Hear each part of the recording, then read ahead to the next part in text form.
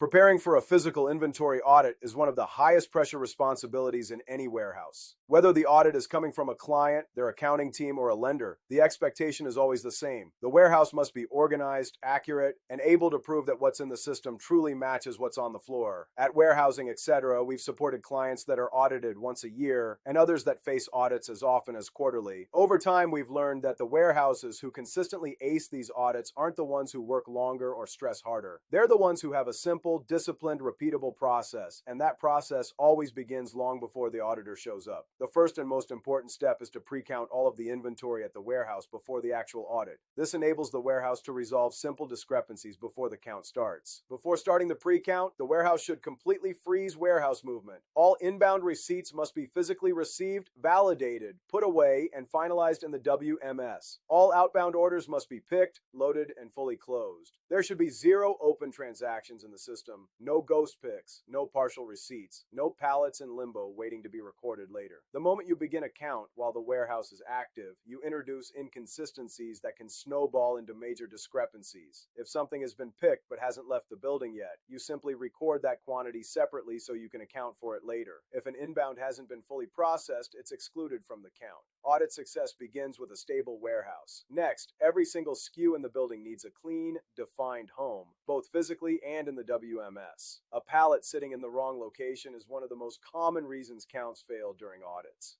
Before the pre-audit begins, we walk the warehouse and make sure every pallet is labeled, every location is clean, and everything is where it's supposed to be. No floating pallets, no stacks of "we'll deal with this later." If it doesn't have a home, it gets one before counting starts. One of the most powerful techniques we use is blind counting. Instead of showing the inventory counters the expected system quantities, we hide them. When people see an expected number, even experienced staff naturally gravitate toward counting what the sheet says should be there. But when someone walks up to a pallet and has no expectation, the only number they're anchored to is the truth, the number actually sitting in front of them. Blind counts improve integrity, catch real errors, and build far more trust with auditors. Once blind count sheets are prepared, we assign specific zones or location for each counter. Clear zone assignments eliminate overlap and prevent missed areas. One team member may take racks A through C, another handles bulk product, another takes high-value items, and another gets overflow or staging areas. Everyone knows exactly where they're counting and what they're responsible for. The warehouse manager should also keep a master record showing all locations and marking them off as they are counted.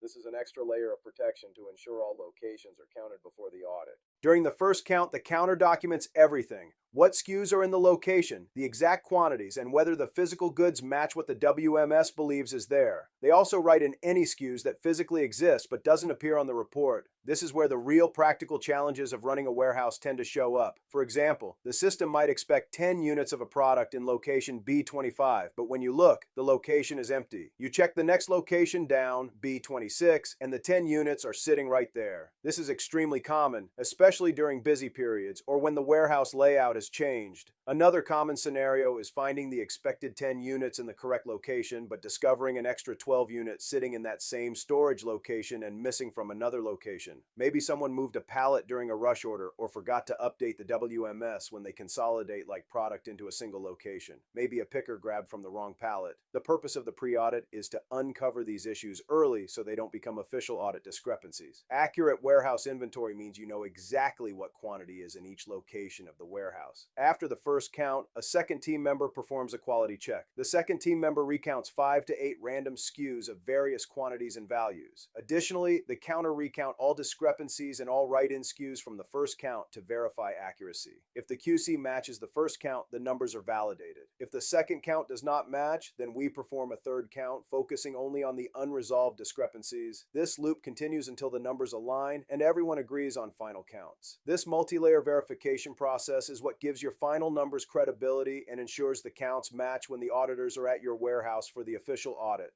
After the physical counts are finalized, the warehouse manager updates the WMS to match what is physically at the warehouse. This includes correcting quantities, fixing mismatched locations, removing ghost inventory, adding missing items, and merging duplicate entries. But equally important is the investigation that follows. We ask, what caused each discrepancy in the first place? Was it an inbound validation mistake, a put-away error, a picker who grabbed from the wrong location, a pallet moved during a rush outbound?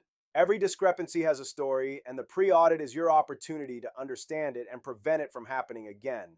This is where you build a stronger, more accurate warehouse over time.